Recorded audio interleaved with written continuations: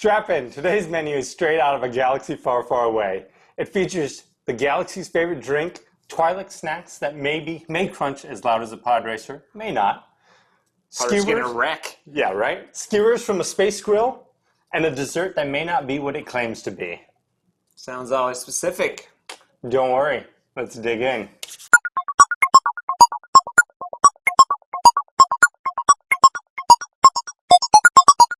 First up is the Moogan Tea, which is the galaxy's favorite.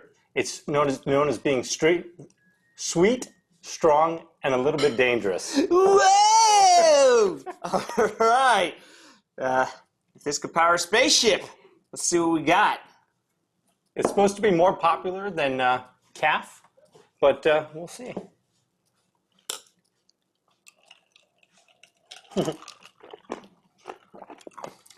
Cinnamon and whipped cream.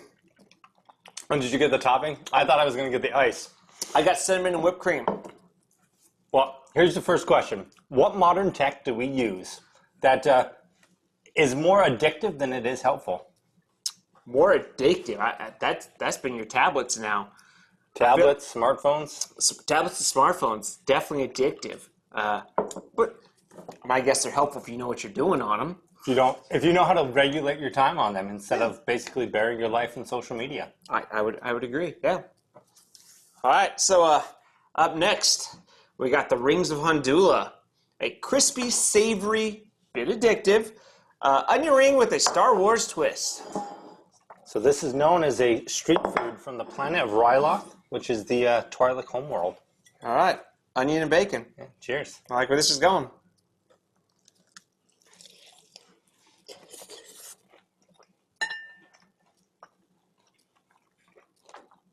It's good. I really like the bacon twist to an onion ring. Yeah, I'll say I taste the onion right off the bat, but then the bacon comes behind it. And... That's good. Right. So tech that could transform street food. What would it be? If there's anything out there transforming this street food, what are you thinking? So I see tech as less transforming the food and more revolutionizing how it's delivered and how it's served. So imagine like anytime you go to a big city, you go up to the street truck, you order the food, you have to stand there and wait. Mm-hmm. Imagine though if there were drones that actually delivered the food to you while you're walking around the vendors. I think we're like halfway there, so I feel like that's realistic. More or less like track you based on your smartphone to just deliver to us a location, then fly back. You don't waste your time waiting around. You get to explore the city, and your food still makes it to you. I could go for one of those. A little drone app, follow me, deliver here. I'm ready. Yeah, I'm going to take another bite of that onion because I really do like that. Mm-hmm. That's good. All right. Now it's time for the main course, which is going to be some tender skewers of roasted Nerf. This is also a classic street food. All right, so space barbecue. So what exactly is a Nerf? Because I'm not familiar with that one. So, excuse me.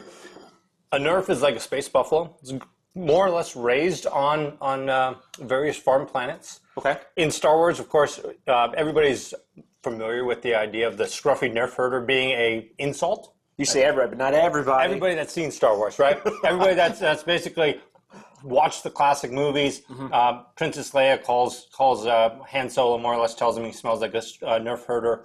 Nerf herder is seen as a low-level position type thing. Okay. Nerfs are considered stinky, similar to bison. So go ahead and dig in. All right. Now, since this is like a space barbecue, what futuristic cooking gadgets would you see barbecue kind of advancing and seeing a kind of additional step there? I'm going back to little robots, man. I feel like there's a little robots with some infrared cooking, just spitting out food. That's what I'm seeing. Well, I kind of like that. I like that. That's a good spice in there. So it's a spice for sure, but so space buffalo, I can put that on my list of things that I like now. Yeah, right. See, and from a tech standpoint, I see it as like when you barbecue or grill, especially if you do like smoking, it'd be nice to be able to just walk away, mm-hmm. have some type of hover technology that's sitting in there, rotating the meat and cooking it basically to perfection with the little input after you start it. Little rotisserie. Mm-hmm. Mm-hmm. Well, that's good. All right. And for the big finish now, the Zoochberry, I believe is how you pronounce that? Yep. We got little sweet, colorful, full surprises. Let's see what we got here for dessert. Now here's the twist with the dessert. Something you wouldn't know, being as you're not a Star Wars fan. Zoochberry. Okay. This surprise here is that there's no Zoochberry in it, and that's actually the actual twist on the dessert itself. So Zoochberry was a popular fruit. You could have found it at one point in time in the galaxy, pretty much in anything. Okay.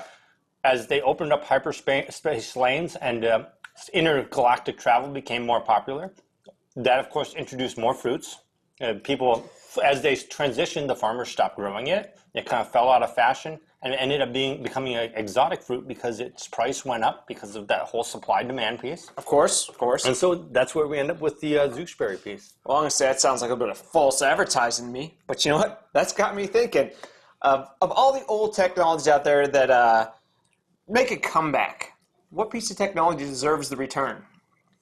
Yeah, so me, growing up gaming, I would love to see like the pocket gaming devices come back. You know, raising kids, it's really hard with the modern day portables because they're about the size of a tablet. There's no fitting in your pocket. And now you're talking, you know, $500 to $1,000 for a device versus when we grew up, you know, $100 for a Game Boy. You put it in your pocket, you walk off. It actually did fit in your pocket. Yeah.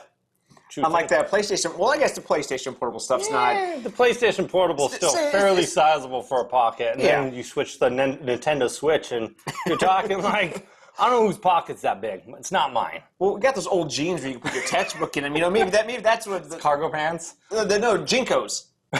Yeah, you can put your textbook in your. Yeah, this seems like the tech is designed for like clothing the era we grew up in versus now. I don't know if those need to make a comeback or not, but they would fit in those. I also saw a developer looking at trying to put like flash memory into the form factor of like a floppy disk just to make floppy disk come back. Now, I don't know that this is the best idea in tech, but it seems like an interesting use scenario of, hey, by the way, the flash cover would actually slide to the side, like similar to what you saw on the floppy disk. Interesting. Yeah, interesting kind of twist on it. Well, I like the berries. Even though there's no berry in here. Right? It's very tasty. Doesn't take your breath away. It's not overly tart for you.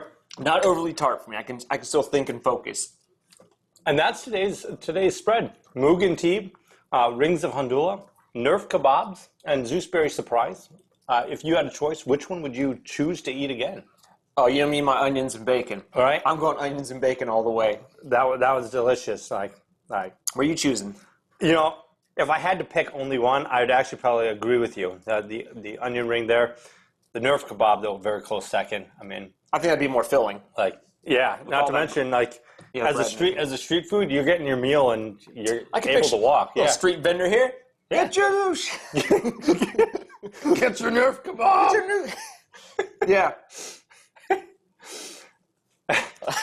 Well, fair enough. Until next time, may your snacks be crispy and your portals stable. Thanks for watching.